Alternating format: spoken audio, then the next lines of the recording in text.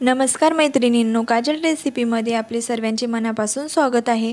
आज आपण सुरू करतोय आपल्या दिवाळी फराळाची धम्माल तयारी।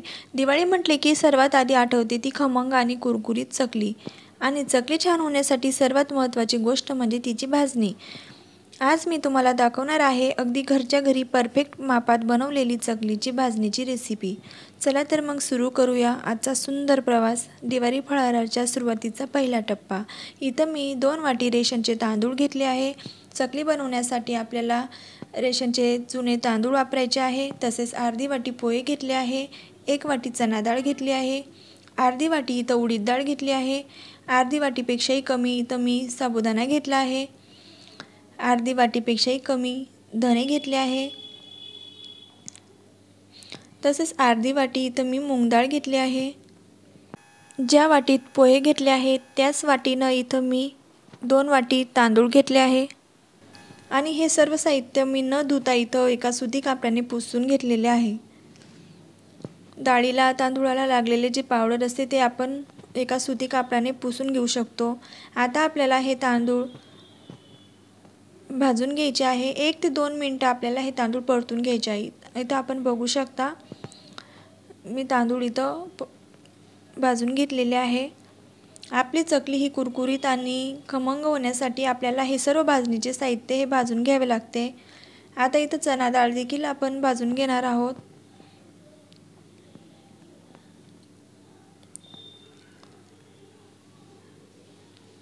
उडीद डाळ देखील आपल्याला भाजून घ्यायची आहे। चकली ही कुरकुरीत आणि खमंग होण्यासाठी इथं परफेक्ट असे प्रमाण इथं मी वाटीच्या प्रमाणात घेतलेले आहे।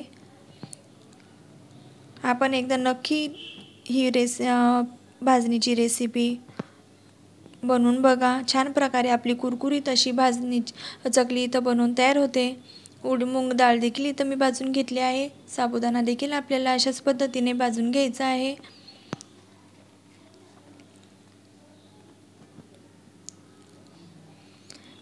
पोहे देखील आपल्याला भाजून घ्यायचे आहे।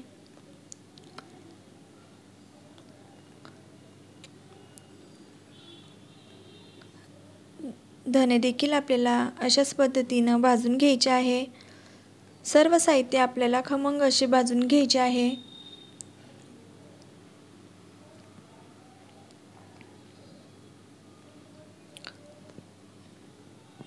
अशा पद्धतीनं आपण बघू शकता सर्व साहित्य इथं मी भाजणीचे भाजून घेतलेले आहे। आता हे सर्व साहित्य आपल्याला थंड होऊ द्यायचे आहे आणि थंड झाल्यानंतर आपल्याला गिरणीमधून हे सर्व दळून घ्यायचे आहे।